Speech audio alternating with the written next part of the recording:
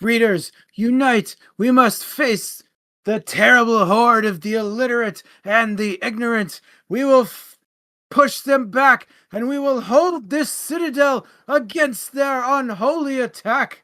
I say, what say ye?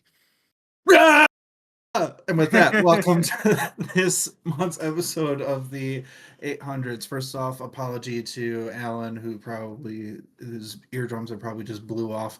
You just heard from my co-host and parent war master Adam, and I am your co-war master Alex. And with that, why don't we just hop right along into it? We are the DM's Table. If you'd like to find out more about us, hit us up at dmstable.com. But other plugs will be after the video if you guys are interested to know more about what we are and who we are and what we do. All right. Yeah, so this month on the 800s, we'll be discussing our May the 4th sci-fi pick, Storm of Iron by Graham McNeill. In the grim dark of the future, there is only war. And war has made its way to the seemingly barren planet of Hydra Cordatus. The Imperial forces guard the ancient citadels of the nearly dead planet from seemingly nothing.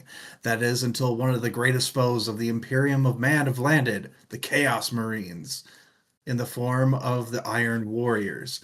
Will the Imperial forces hold strong until reinforcements can arrive, or will they perish in a storm of iron? Oh. With that, let's get the conversation flowing. Chat, if you have anything you would like to chit chat about, feel free to throw it into the chat at any time. And of course, weigh in on the topic that we are discussing at any time. Alex, chat, Alan, whoever ye may be, what were your first impressions of the Storm of Iron? My first impressions, because this isn't my first like Warhammer 40K book, and I know it's kind of a very specific vibe. Uh, so like I went into it being like, "Ooh, what little tidbits are we going to get out of this?" Because as Alan said in a conversation we had outside of this, it's kind of like Star Wars in that you kind of just have to pick a storyline and go with it and learn what you can while you go with it because there's so damn many of them that it's like it's either that or you just read a bunch of the wiki. But I went in kind of looking for those pieces of lore and I felt myself kind of trying to sleuth out what's the big it of this planet. Like why is there going to be a conflict? Because as we said, there's only war, so what's going to be the conflict and why? And I was trying to suss that out from the beginning, and the author did a pretty good job of making this planet seem like there is nothing by the way the characters were moving through it, but fully understanding that most of his audience probably knows that there's something literally and figuratively deeper here. And it was kind of interesting to see early on how much personality some of the characters had because a lot of characters in these books just it's like Game of Thrones, they're just there and they die. uh, and so it was kind of nice seeing like a little bit more of the like day to day. I hesitate to call it mundane, but like this is what happens when there's like half a breath from war, I guess. But Hmm. I just found myself digging a lot at the beginning. It was a bit slow to start, though, admittedly, but once it got rolling, it got rolling. A bit slow to start. Starts out with an attack. I meant like the first like opening chapter where they're just like well, I guess it's kind of the they started off, I guess, I'm sorry, I'm having trouble articulating this. They started off with like a, oh, and you think there's going to be more, but then there's just kind of this lull in the middle, and I think that's more what I was feeling than like an actual slow start. And I wasn't really expecting that because I was expecting like just pure up. I gotcha. I gotcha. Yeah. My first impressions of this is that I thought um the opening sneak attack, to call it, I guess, was gonna be like a hook to get you into the story, and that we are gonna kind of like either do a time hop backwards or shift perspectives to somewhere else in the universe. Um, and then it ended up just being like, nope, we're doing the battle. Yep. uh, this was my first Warhammer 40K book. I don't know anything. Well, I didn't know anything about the 40K universe at all going into this. Um, and I gotta say, it's a very confusing book to just kind of jump into. I found myself about an hour in and stopping so that I could Google some shit and try and figure out what the heck was going on and who the factions are and what the state of the universe is. Yeah, that's a good point. If you don't have that base knowledge of like the general basics of the universe, it is a lot to jump into. Like, I'd say, especially since they use like so many context clues and stuff, and you have to just work that much harder to fit them into any sort of schema if you don't have the, foundation there. yeah, I'd say it would be hard to call this a standalone novel for sure. Yeah, I'm actually glad that we have your perspective on that because I was trying to think about that as well, and I think it would make for like a really cool movie, but it would still require like kind of like my intro to the book, just like a little, or the beginning of the Lord of the Rings, where you just get like a 2 minute, here's the history of the world, I Yeah. think they actually do something like that in Secret Level, which is the Warhammer 40K, that has an episode from like Warhammer 40K, and but I think a lot of this world is expecting you to see something, latch onto it, and then start digging. Yeah. VS Drake said something that I think is interesting and we should talk about. He said, I was surprised to find I didn't feel like I should root for anyone. And I read that this is one of the first books in the 40K universe that made the Chaos Marines as the protagonist. Let's talk about factions and uh, if, who, if anyone, were the good guys. What See, did you think of the two factions? see, that's the thing though, is it's kind of the baseline for the 40K universe is nobody's the good guy. It's like that's kind of just the whole thing. But I think that's why what it forces you to look at is the little bits within the factions that seem interesting, or it forces us to look at things that we might not otherwise, because we do tend to latch on to a good versus a bad guy, and this is just two factions at war and they both suck in their own way. um like, I gotta say, I really like Hansu as a character though. Like, he was arguably like, so like I didn't find myself like rooting for one faction or the other, but I found myself rooting more for characters and storylines, and Yeah. just general fucking mayhem. I'd say Hawk and Hansu are the two that get like the most attention story wise. Yeah, they're kind of like our vehicles for either side for most of the for like each faction from the Yeah. war perspective of things at least. Yeah. I'd say, yeah, of the factions involved, nobody's the good guy. You know, the Iron Warriors really pounded home like slavery and forcing people to do shit and barbaric beliefs of war Mhm. practices and stuff.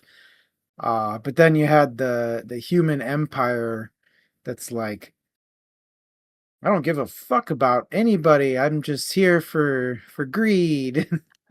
Well, yeah, their whole thing is like they are supremely racist. Like anything that they deem Xenos is deemed lesser, or if it's or something to be destroyed and conquered. Yeah. So genocide versus pure warmongering, because the Chaos Marines that we follow this god of chaos called Khorne, and his whole thing is war. It is death. It is the loss of life and taking of life and devastation. So, do you fault a society that doesn't necessarily do as much of the whole slavery thing, but is bunch of genocidal zealots, or the force of, well, I'd say nature, but it's of the warp, something that is more like a force of nature because it is without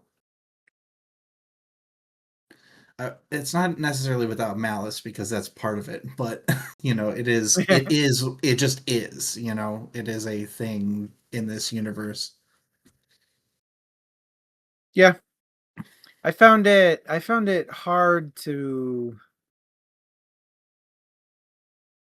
um I found it hard to care one way or the other who won the fight. And I would almost go as far to say that anytime one of the sides was about to kick some ass, I was like, yeah, kill those assholes. No matter what side it was, I was like, yeah, kill them. Yeah, do it. Kill You're them like, all. I can't lose. By the way, shout out to VS Drake who found the word I was looking for, primal force. Yeah. That's the perfect way to put it. Yeah. So, but I'm with you. It was just kind of like, you're following a storyline and you're just like, oh, I want to see this happen, or I want to see how they handle this thing. Speaking of which, what did you think of like the use of strategy as a vehicle for storytelling? Like the battle strategies that Yeah. surfaced. Yeah. Um, I so there were definitely aspects about each side's strategy that I enjoyed.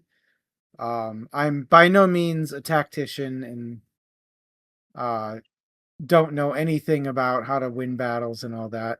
Hmm. But um I really enjoyed like the idea of the trench warfare where they were intentionally setting up trenches away from the area they could get shelled. And then I liked the Empire's strategy of sacrificing outpostings to try and last long enough for reserves to show up. The big problem I had with the strategies in this book, though, is a lot of the times things just showed up and it was like, oh, by the way, we have giant mecha robots and we can go and kick some ass with them. Oh, by the way, we've got a guy who can send out a psychic shield whenever he wants. Like things just kind of popped up whenever they were needed.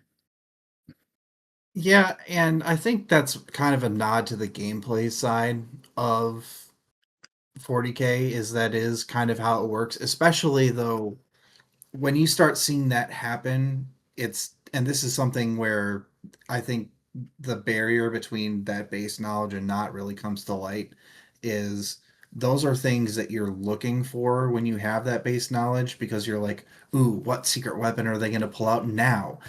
Because like the whole thing is the scale of war is the universe, it, or at the very least the galaxy, and there's quadrillions, if not quintillions, of beings all at war with each other, and there's all different types of weapons and monsters and all kinds of, like, the whole point is that there's so much crap out there that you have to be prepared for the craziest crap no matter which side you're on.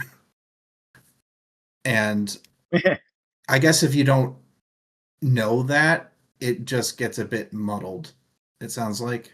Correct me if I'm wrong. Yeah. Well, I guess it made it difficult to predict how a battle was going to go when the other side could be like, and super weapon at any time. Honestly, that's one of the things I liked about it, though, is that it wasn't immediately predictable. And again, this is where the barrier comes in. I knew that it wasn't supposed to be predictable, so I'm like, what's the cool thing? What's the twist? Who's going to win? Whereas if you don't have that, you're just like, well, that came out of nowhere. But I guess it really doesn't. It just feels like it, I guess. I guess my point is more like earned versus unearned tactics. So Mm. if you see a force attempting to maneuver its secret weapon into place to utilize it, like, oh, we've got a like the the random ass sentient missile that we shot off at the end of the book. Uh, that was an earned tactic Mhm. because Hawk had to go and configure it. He was being hunted. He had to fight for his life to barely trigger it just in time. Like, that's an earned tactic. It did that part of the book was fantastic because there were stakes. It wasn't a surprise. It was something that had to have build up in order to happen. The fate of the battle was resting on whether or not Hawk was successful, not and Hawk pulled out a bazooka out of his ass and blew the fuck out of anybody who was following him. Yeah, I get that. There's definitely bits that have more payoff than others. Especially, like, I really can't think of a better example than what you just brought up. There are things where it does feel like they appear out of nowhere. I think part of that, again, is something I guess I was expecting, because I know, like, think about it, if you are a soldier, though, you don't always know everything that's coming, so being surprised by something and not knowing what to do with it is and adapting to it is a part of it.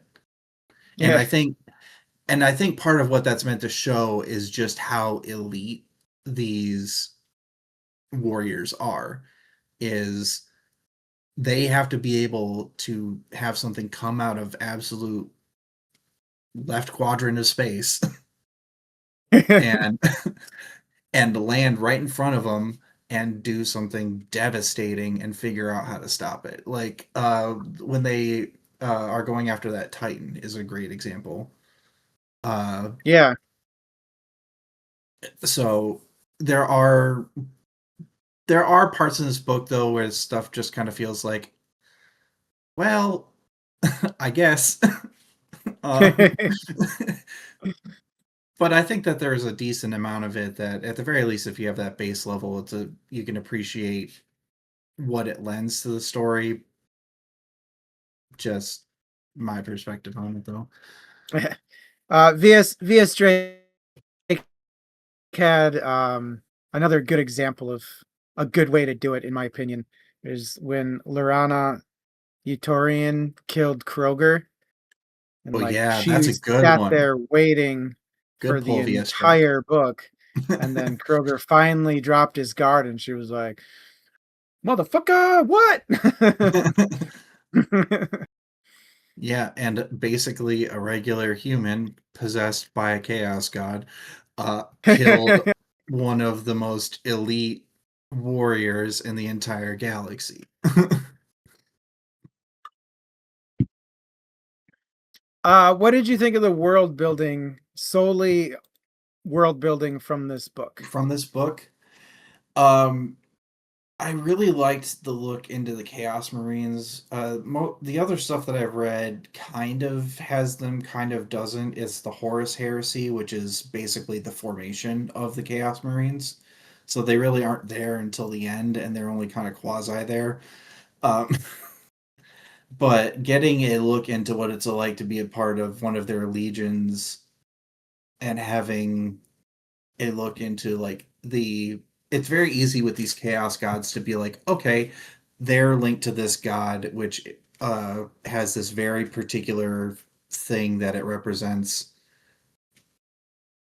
It's hard to imagine a lot of the characters having much depth or uh variety to them. So it was kind of interesting to see, within the worship of a god of war and, death, what kind of people follow that person and why. And it was kind of cool to see that bit. So and build out that side of the world, which we don't typically see as much of because a lot of this stuff is from the view of the Imperium of Man. And I also thought it was really cool in showing how through these battles, how these factions kind of fit together with and against each other. Like the God, who are the tech guys called? I keep forgetting. Um uh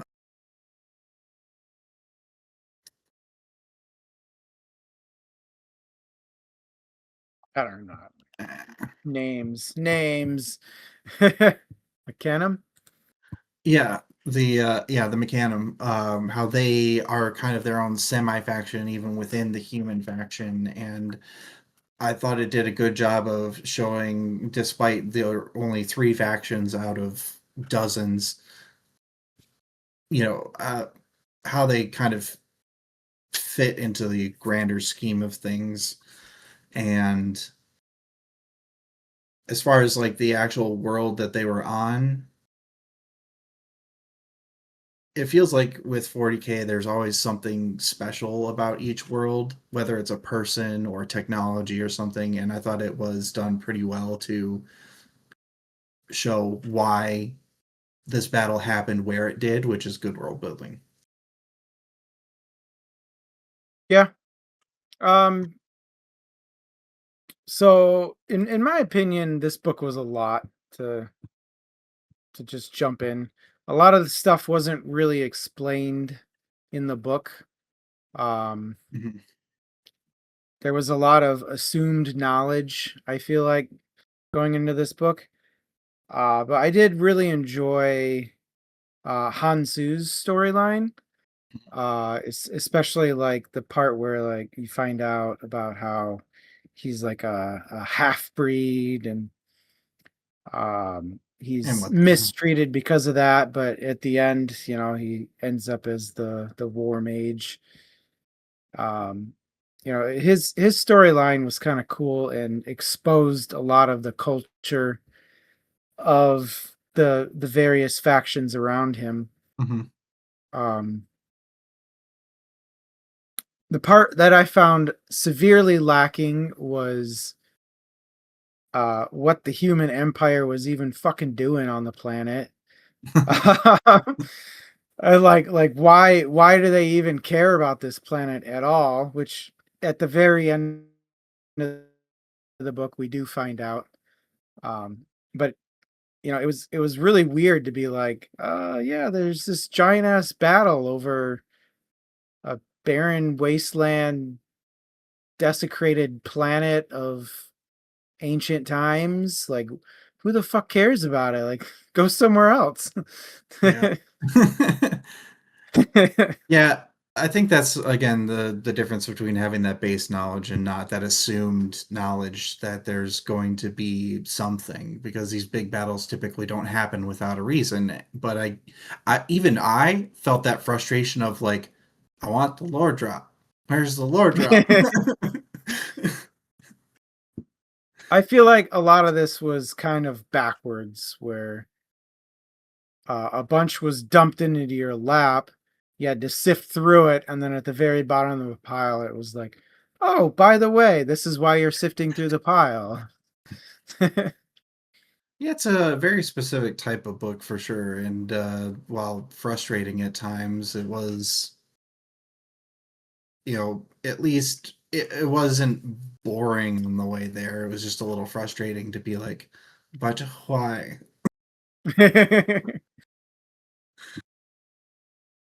You got any topics you'd like to discuss?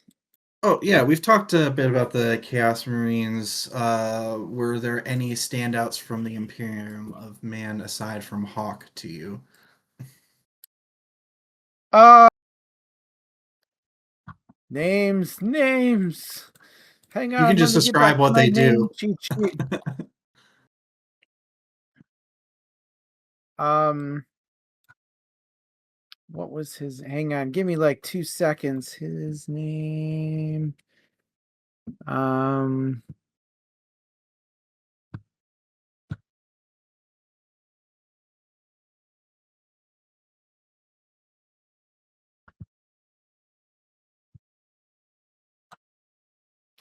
I think it was Castellan Vauban, Yeah, however you say his name. yeah, Castellan Vauban. Yeah. What did you like about him? I liked how he was like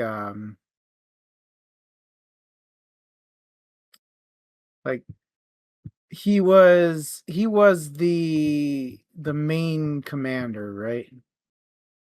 Uh, I believe of the fortress, yes, of like or the citadel. Yeah. Um I liked his scene where he pretty much did like the let's do one-on-one combat for the right of the for old-timey knight reasons. For honor and valor and For glory. honor and valor. And You have desecrated my home. Now you shall pay at the end of my stick. honestly, And then that's one he of he the died and went, ah, crap. honestly, that's one of the appeals though of like the 40K universe, is just that like when everything else sucks, let's just latch onto the things and do something awesome. And it's usually, just pick a thing and just go balls to the wall with it. And for the Imperium Man, a lot of it is that like warrior's honor, which is, yeah, you're right. Uh, Bobbin does do an excellent job of embodying that for a character that isn't a, you know, genetically modified super weapon.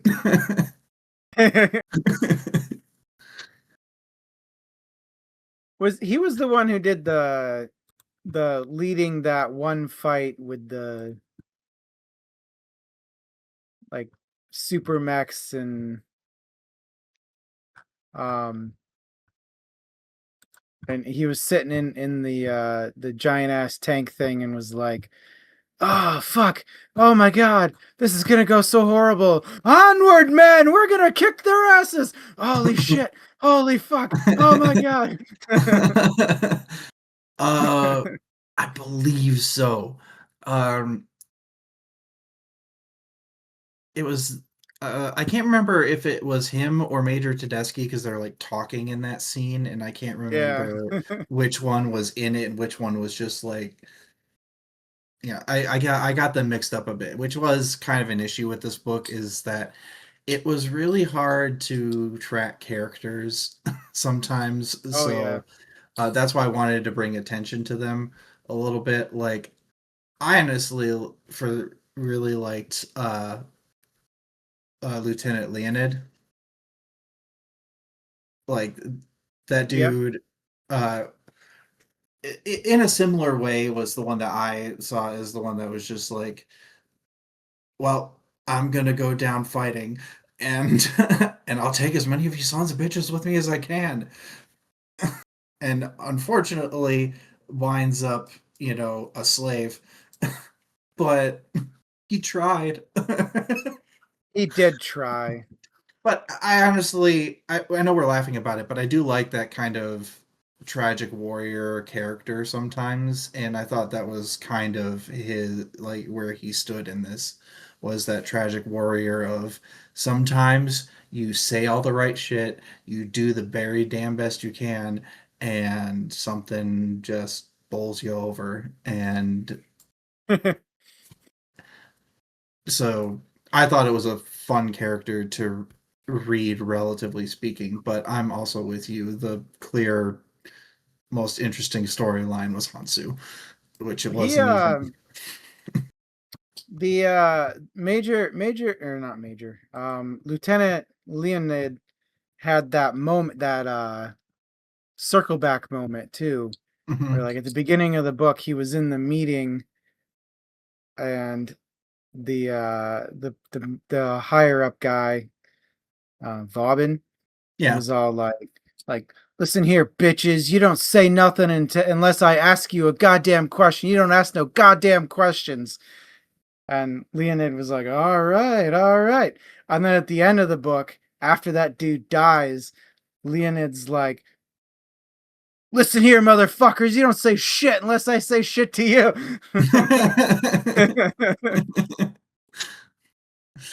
Well, can't So he say had a Bobbin great didn't like lead by full example. circle moment at the Yeah, end he where he's like, did. okay, I get it.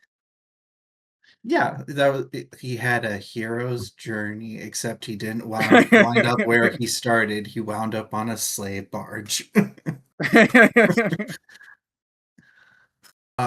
Man, do you have any questions then, or otherwise I might have one.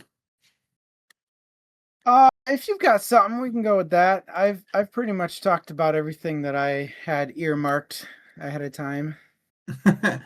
Okay, well, this time I specifically left him out because he's the only one that we really get like a real good look into. But let's talk Hawk. Yeah. Uh, so what did you think of his storyline beginning to end? Um, you know, he fills so many roles in this book. Uh, he's definitely that character that fills the classical role of boring guard duty, Mhm. and then a more important character comes along and fucks up his day.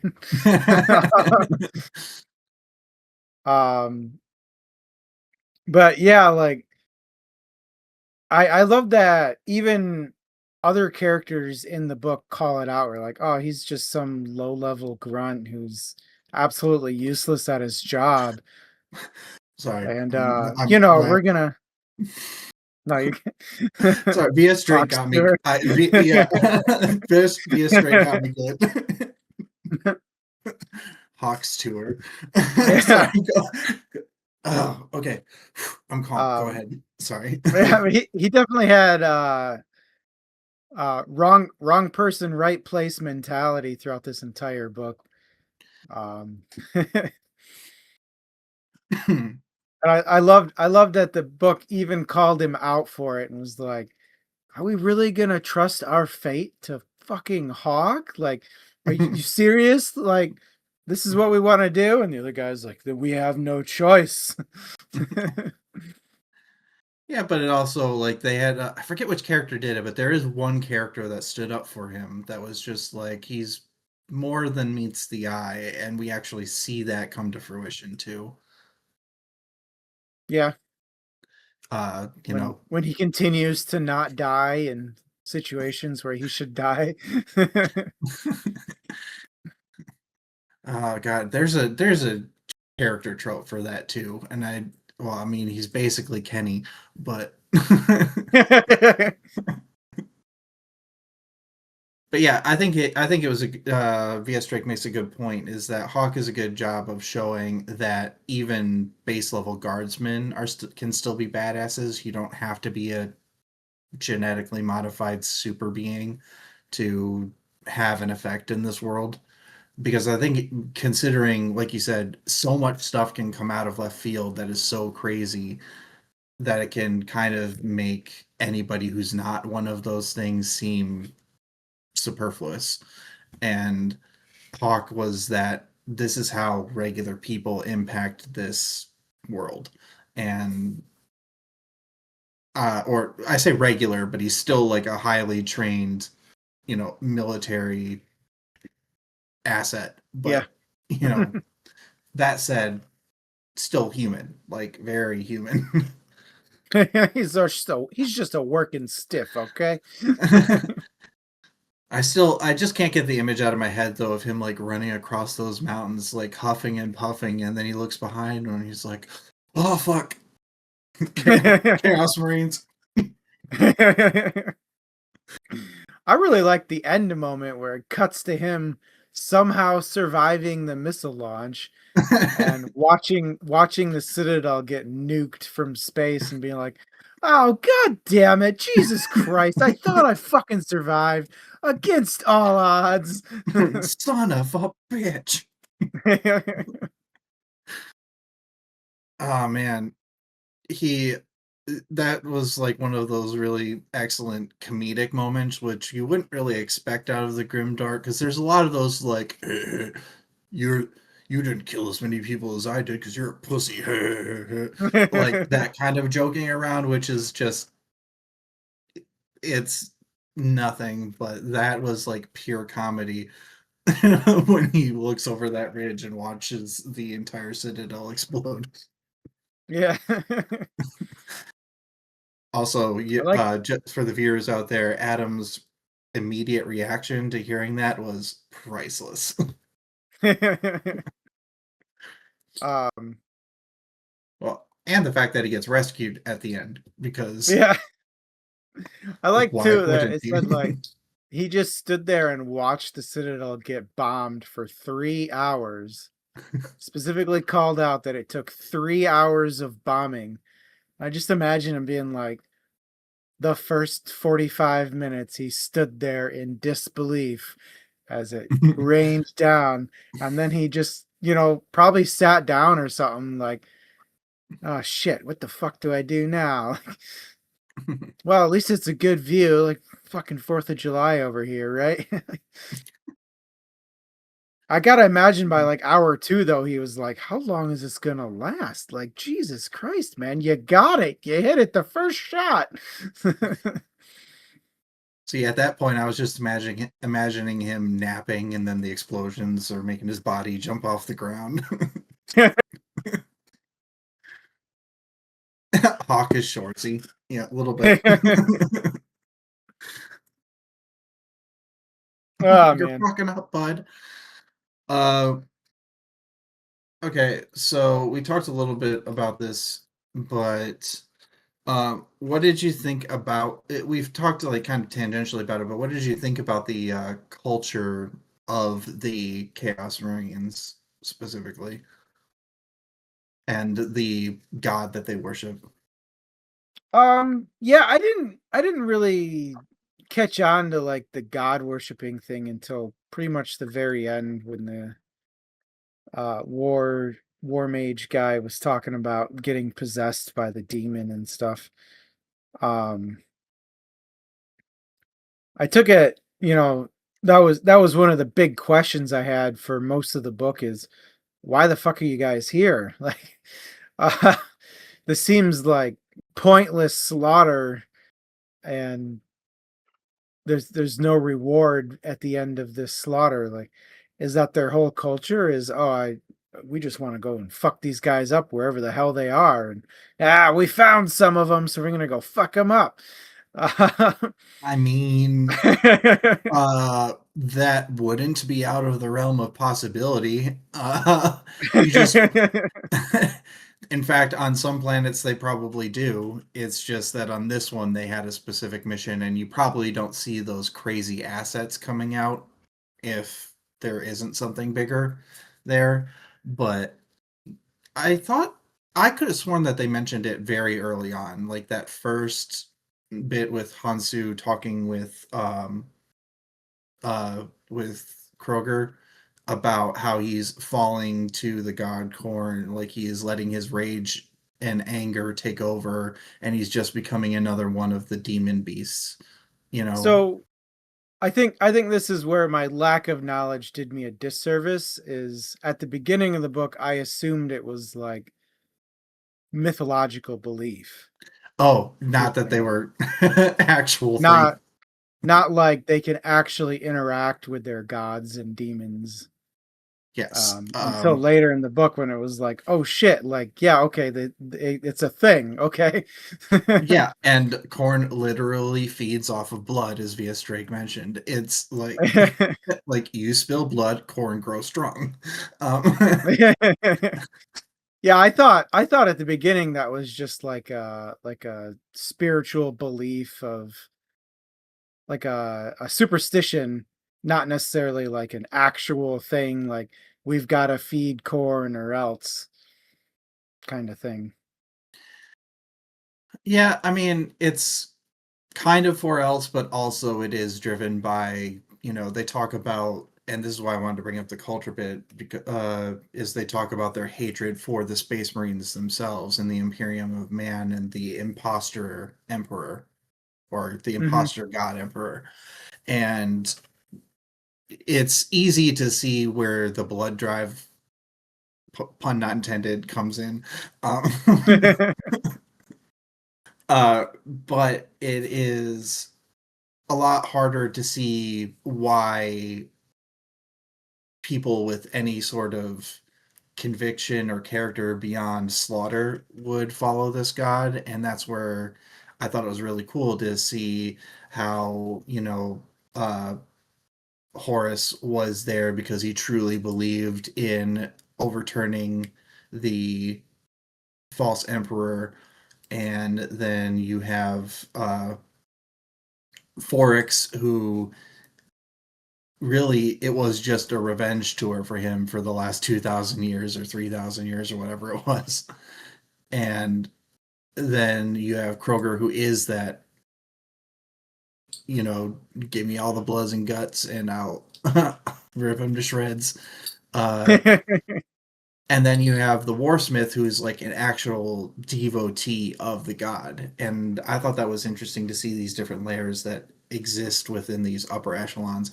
But ultimately, they all funnel to Korn. We see Hansu become the Warsmith and have a deep psychic connection to the warp through Korn. We see Kroger fall to his madness and eventually be killed and usurped by why am I blanking on her name? He said it over. Shit. um, Lorana, yeah, Lorana. Lorana. Uh, Lorana. yeah, we see her become this kind of eventual avatar of Korn, and I mean, even I going into this didn't really know that the Space Marines had more than just like I know that all the factions have like mottos and stuff like that and credos, but I didn't really understand that there's actual depth to these factions on that level, which was interesting. Yeah, I will say one of the interesting things about the culture of the Chaos Space Marines that I picked up on is the bloodlust aspect was front and center for a lot of the fighting, but they used intelligent tactics like the trenches and waiting until the moment's right. Um, the whole thing started out with a sneak attack on the guard outpost. That's not something you typically see from a group that is focused on bloodlust. and it was kind of interesting to see, like, oh, we gotta rein in the more bloodlusty of our members because this battle is over, and we've got to reserve our forces so we don't fuck up and lose. And Mhm. that aspect of I don't know how to word it, like careful bloodlust was kind of cool. Oh, like, it is definitely interesting to see how it's focused in a way that you wouldn't necessarily expect. There is a faction out there that is the couple factions that are exactly like what you're talking about, or mostly like that. But they weren't in this book, so we'll not go too far into that.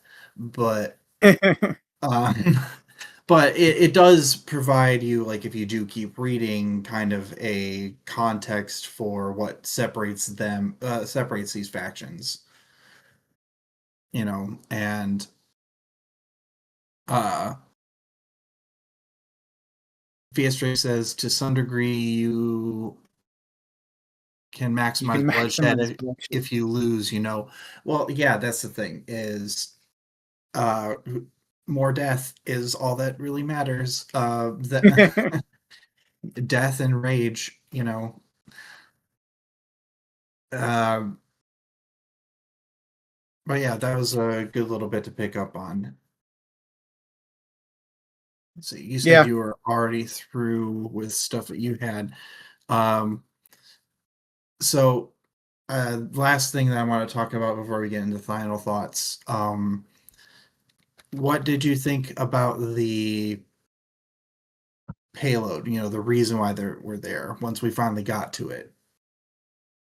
the gene stuff, or Yeah, the gene seed, the well, gene and seed. the yeah.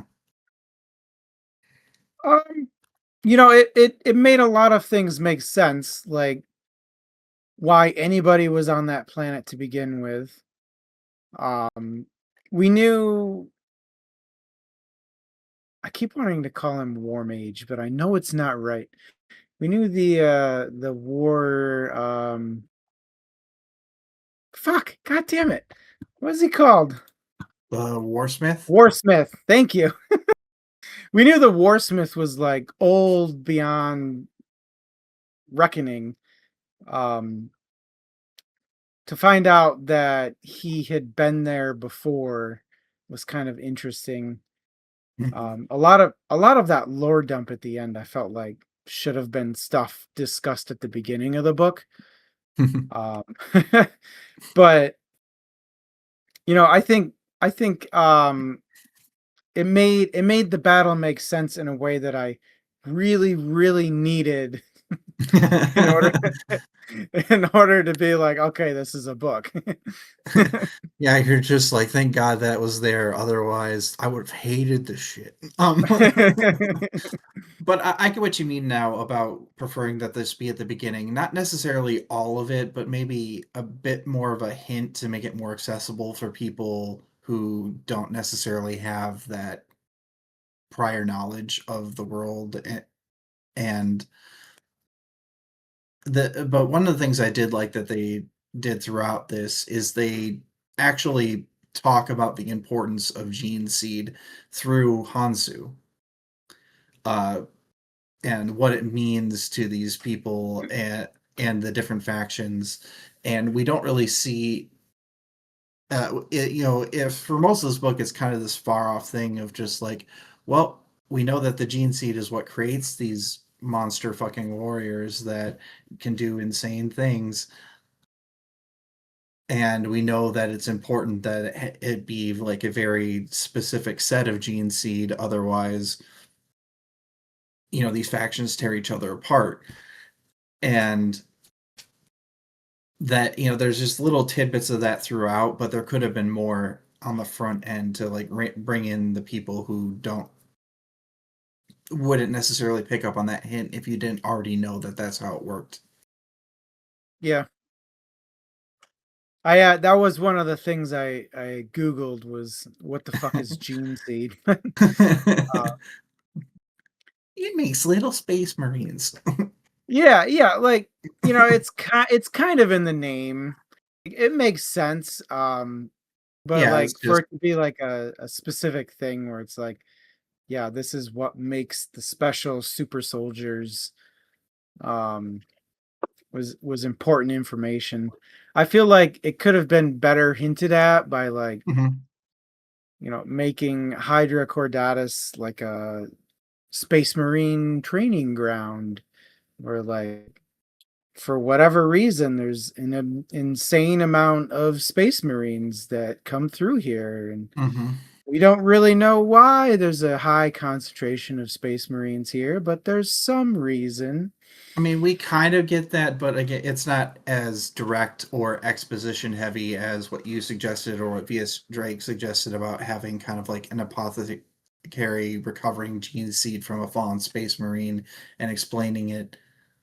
Like Yeah. that kind of exhibition would have been nice. The closest we kind of get is seeing what the gene seed does, which is like when they get shot, they have multiple of their organs, so it's not a big deal. They can just like by choice not breathe in toxic fumes. And their body becomes immune to it if they survive a small amount, those sorts of things. Like we see what the gene seed does to them, or like allows them, like what it allows them to do, what separates them from humans, because they don't even call themselves humans, they just call themselves a part of the Imperium of Man, you know. They're a Star. But we I do get really the closest we sorry, go ahead. No, go ahead. The No, you closest go. we get to like that actual exposition though is the fact that the Imperial fists are there at all. Like this is their siege tactics specialists in the space near a citadel protecting Gene Seed. But it's so many layers removed that if you don't have like all the little pieces of knowledge that can get you there, it doesn't really fulfill that purpose. Yeah. I did like that moment where the one guy was like, so I have this thing I can do where I can identify shit that I breathe. And I gotta tell you, there's nothing wrong with the air here. But that shit you take to protect you from the air, yeah, that shit's gonna give you cancer, bro. Because you're not allowed to leave. Not at least as long as the gene seed's there. Yeah, VS Drake, I totally agree. A 3 to 4 hour lore video dive would be very good. Maybe before reading the book. Yeah, this may be the best one to start off, which why don't we get into our final thoughts then on this? Yeah. Would you like me to go first? Yes, please do. Yeah, I had a really hard time liking this book. Because it was, I didn't give a rat's ass about who won. I didn't care about either faction at all. Um, there was no speculation about what was going on. There was no backstory involved at all. It just launched right into the battle. There was um, no build to anything. It was just and fight. Um, there were definitely some cool storylines in there. Like I said, I really liked Hansu and Hawk. They had some pretty cool story elements going on with their character growth and the things they were forced to do along the way. Um, but overall, this book is probably not the best place to start. There's just way too much going on. There's way too many things to remember. Um, and I feel like about half the amount of name dropping factions would have been preferred for this battle. Yeah, I'm really glad that we had your perspective on this because it's really hard to divorce yourself from the knowledge that you have going in. So thank you for that.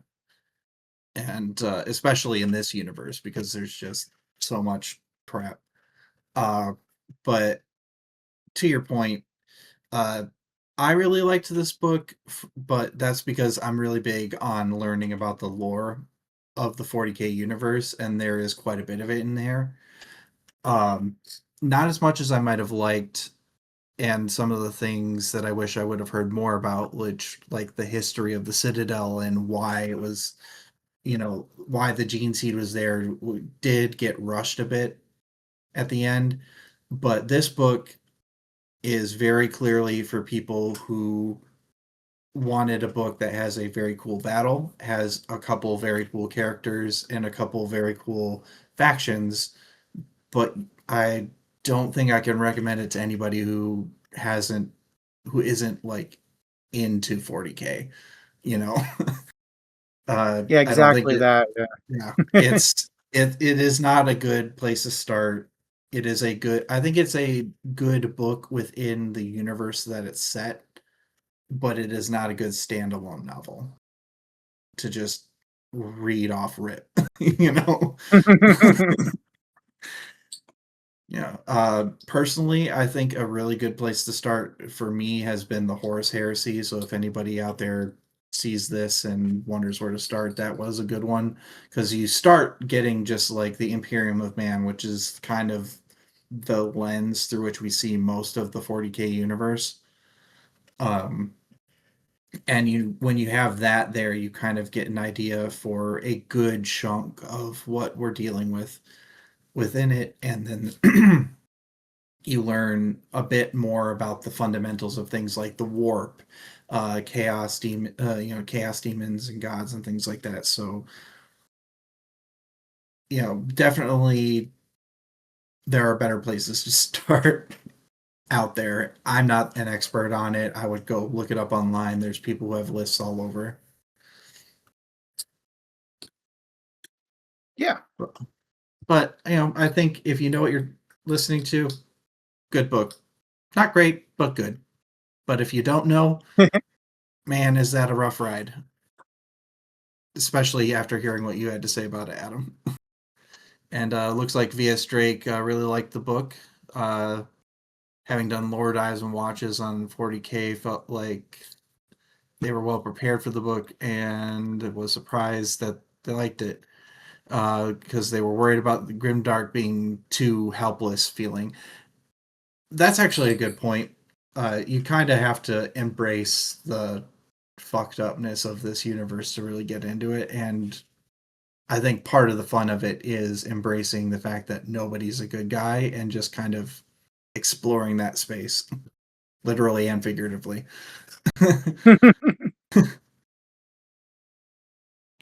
All right, let's do end of show things. Next Okie books. Next books we got coming up for you to read. June 6th, we know about this one already. It's Cosmic Love at the Multiverse Hair Salon by Annie Mayer. I think that's going to be a new one for all of us. So Mm-hmm. cool. Always good to broaden your horizons. Hopefully, it's good. After that, we have the results of our vote is Casino Royale by Ian Fleming for July 18th.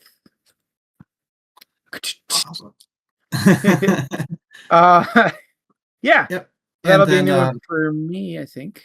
yep, For you, yeah, new one for new me one. as well. I mean, obviously, I've seen the movie, but uh, this is the original book, so it should be interesting to see how those compare. And also, this is a book a bit at a time, so I think we're going to have some era flashbacks there. Uh, Also, coming up in August, we're going to be doing our three-quarter Quell book. That's right, we're doing prequels, sequels, and spin-off Quells.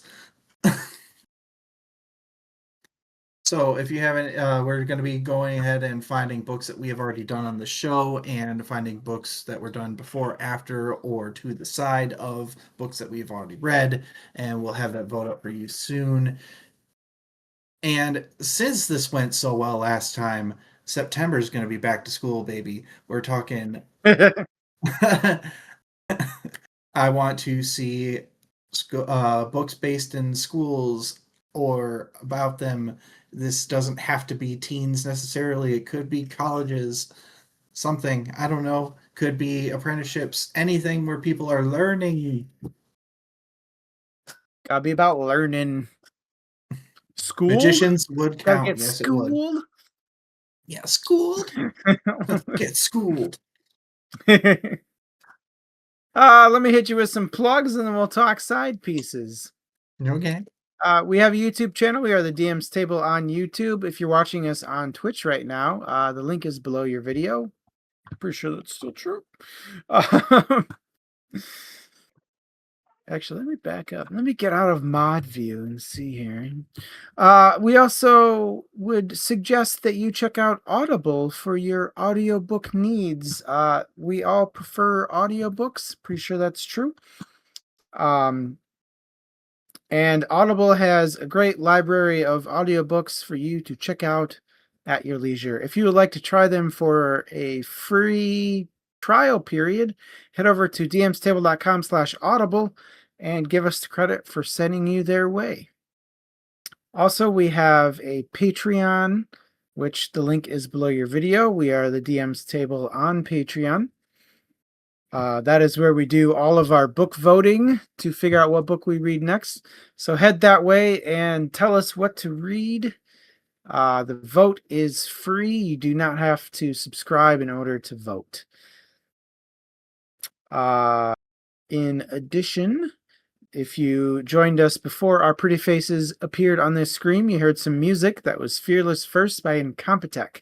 You should check out everything they have to offer at incompetech.filmmusic.io.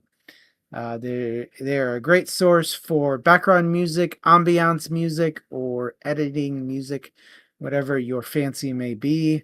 You should check them out to see. We do have a couple of socials, Facebook and X. We are at the DM's Table on Facebook and at DM's Table on X. And we also have a Discord channel where we talk some things books, some things nerd. If you would like to be a part of that, hit us up and we'll get you the link. That's pretty much it for plugs. I'm pretty sure I hit all of them. Yeah, and audiobooks level with regular books. I just use a lot more audiobooks because I can consume more. Yes, All right, very with much that, why so. don't we do our side pieces? Did you have anything this time, Adam, or did you want me to start off? Yeah, I started a side piece. I have not quite finished it yet.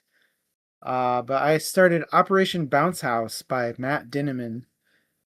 Due to absolutely loving the Dungeon Crawler Carl series, I figured I'd give Operation Bounce House a try. I'm about 3/4 of the way through. It is, in my opinion, not quite as good as Dungeon Crawler Carl, but it is entertaining and I think worth the listen. Good to know. I've been wondering about that one in particular. You know, Dinniman's obviously got a very good voice as a writer, but when you start off so sky high, it is really hard to keep up with that. And Yeah. uh, anyways, for my side pieces, I finished the third book in the Horus Heresy, started the fourth one. There's like 12 if you really want to go into them, but apparently, if you make it through the first four, you've got most of it. um, then I also have been reading Tales from Obajima. It is not a traditional book per se, but it is a supplement to D&D 5e, but there is a lot of cool lore and little stories in there, and I've been enjoying that as well. Other than that, I have also been kind of on a music kick, so not as many side pieces as usual.